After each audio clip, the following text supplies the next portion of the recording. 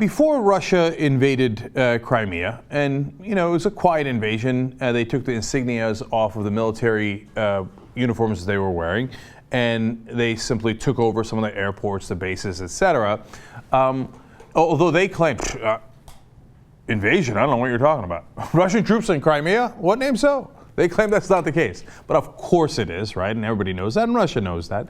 But before they did that, Russia going into the sovereign territory of Ukraine seemed outlandish. In fact, when Sarah Palin, of all people, suggested it back in 2008, Foreign Policy magazine rightfully called it an extremely far-fetched scenario.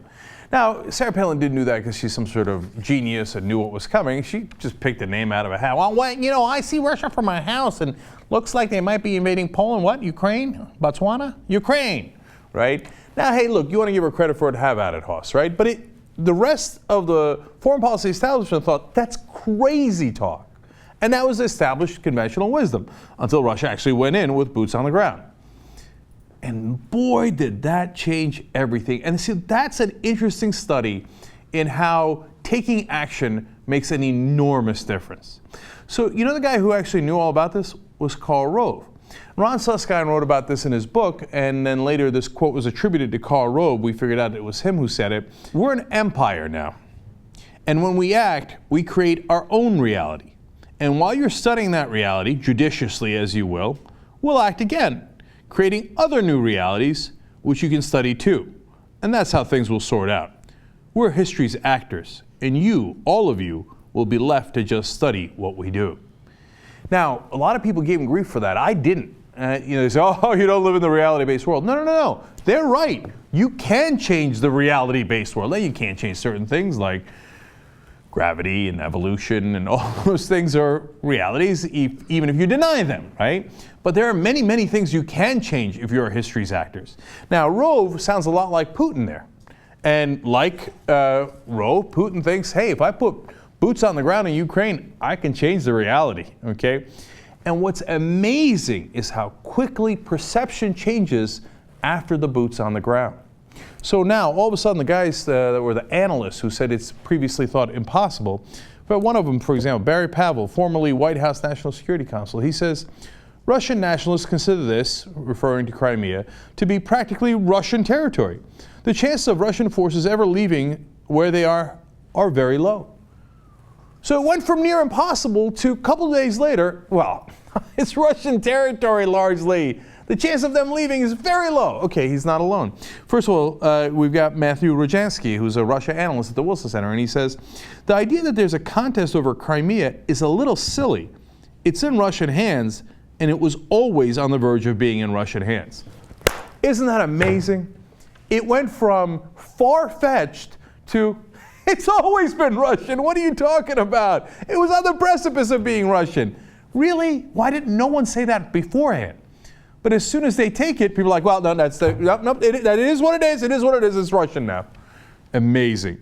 Rojansky said, according to the Associated Press, the most pressing concern for the U.S. is instead to keep Putin from pushing into Russian-friendly areas of eastern Ukraine where U.S. officials are warily eyeing ethnic skirmishes.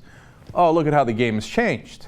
Okay? So now we went from invading Ukraine and taking a part of it like Crimea is crazy to that's obvious. Now the only question is how much more of Ukraine is he going to take?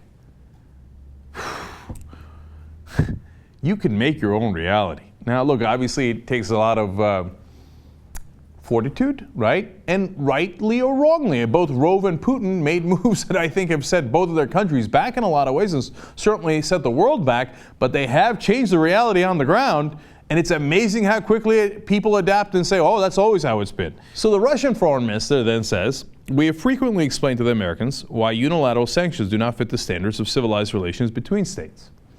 Now, what he's saying there is, whoa, what are you getting all upset about, man? I already got the guys on the ground there.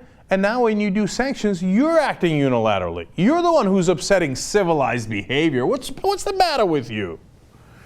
And they say, we will have to respond, as always in such situations, provoked by rash and irresponsible actions by Washington. We stress, this is not our choice.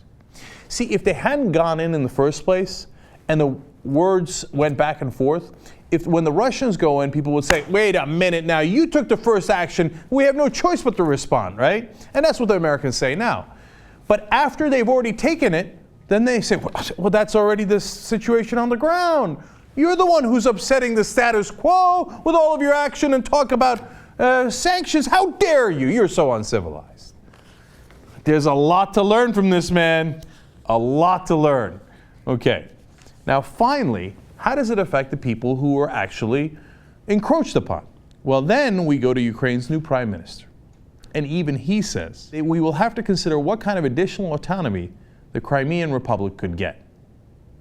In other words, yeah, before we would have never negotiated you guys coming across our border. But now that you've come across our border and you seem to have control of Crimea, now we're negotiating over how much control you get to keep.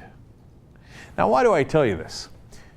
In a bizarre kind of way, yes, bad actors can use it as Putin did and as the Bush administration did to create your own reality. But good actors can use this too.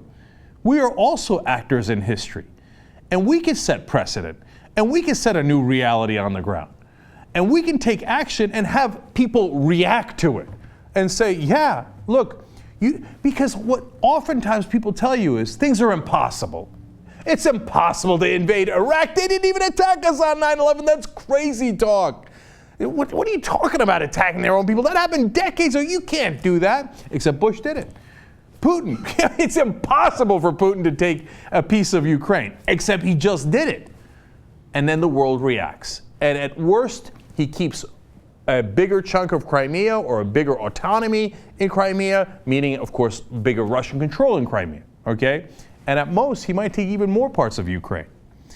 Now, good guys can learn a lesson from that too. We could be bold in our action.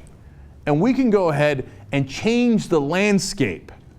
And then have people say, well, in hindsight, it was obvious that you were going to do that.